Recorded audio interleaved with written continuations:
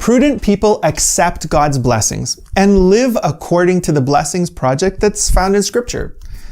Now, the enemy of souls is not happy when you adopt the principles of God's plan, and that's why he has a counterfeit plan that he wants you to accept. In fact, he wants you to be in debt, because debt is slavery. He wants you in a constant state of financial stress. Because as we saw, as we were going through the Blessings Project in 3 John verse 2, financial peace leads to spiritual living. According to the IRS figures, the average American household had a pre-tax gross income of about $74,000 in 2017. The same statistics show that the same household had an average debt of $172,000. This is absolutely insane. This is crazy. I need you to think about this. That means that this family doesn't owe like a lot of money. They owe an impossibly large amount of money. If they ceased to have any expenses, if they lived under a bridge and didn't eat and didn't do anything for a year, they still could not pay off their debt. That's insane.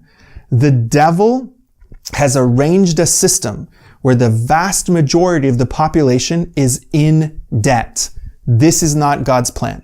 Romans 13 verse 8, the Apostle Paul tells us, "Owe no man anything, but to love one another, for he that loveth another hath fulfilled the law." Easy credit is one of the curses of this generation. Rather than saving up for something, we've been educated to, buy now and pay later. In this way, the vast majority of Americans are slaves. And I don't use this word flippantly. It's a serious and true description of our current condition as a nation. We are the slaves of the financial, government, banking conglomerate that runs our lives. And because we owe this cabal, we have no choice but to follow their dictates on how to live. That's why in Proverbs 22 verse 7 it says, "The rich ruleth over the poor, and the borrower is servant to the lender." So, whose servants are you? Because Bible prophecy says that this cabal will control the whole world, so that only those who are free of debt will be able to receive the seal of God.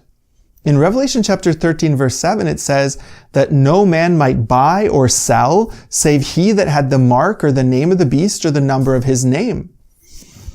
The question then is, whose mark are you going to bear?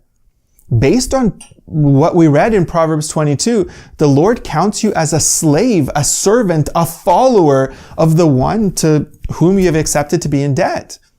You may say I'm a faithful Christian, but if you are in debt, the Lord considers you not free, but a servant of the one to whom you are in debt. That's a serious matter.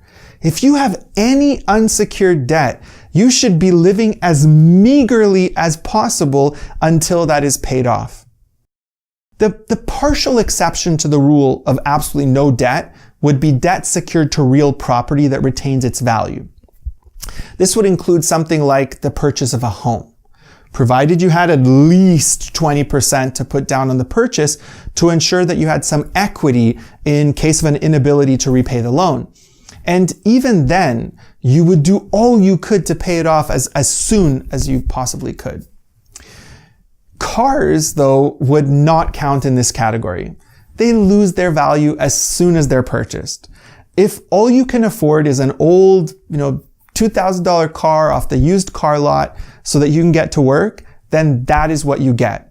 If you want a better or newer car, then you start saving now, but never get into debt for a vehicle. Regardless of what the salesperson tells you, the simple monthly payment is anything but simple.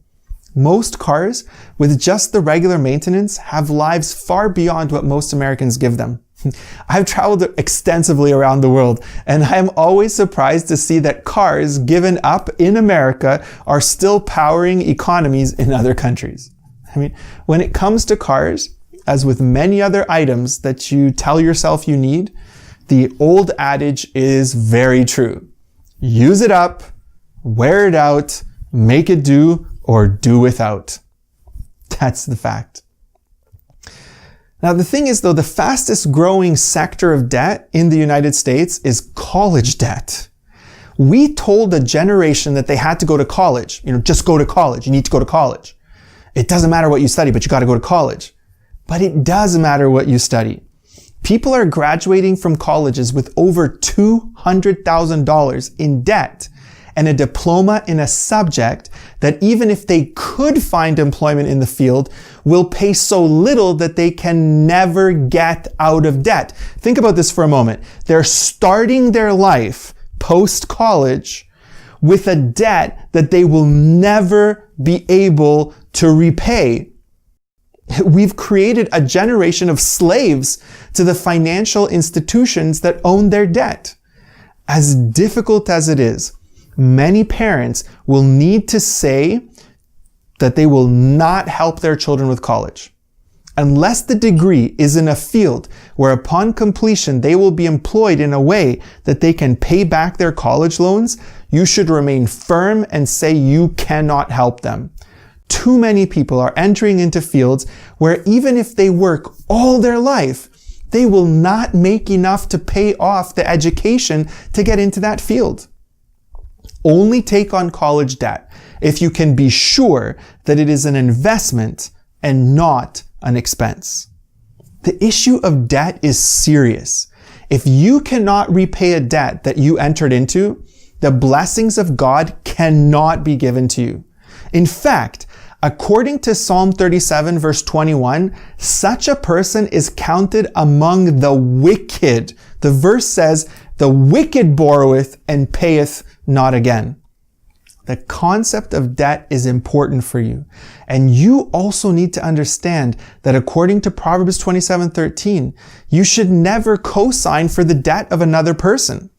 The reason a lender does not want to give them credit is that they have not demonstrated through past actions that they're able to repay the debt. The scripture text tells us not to be the surety for another person's debt. The Blessing Project is a project of freedom. Free yourself now. Live as meagerly as you can, but pay off your debts as quickly as you can. And see how the blessings of God will flow to you free and clear.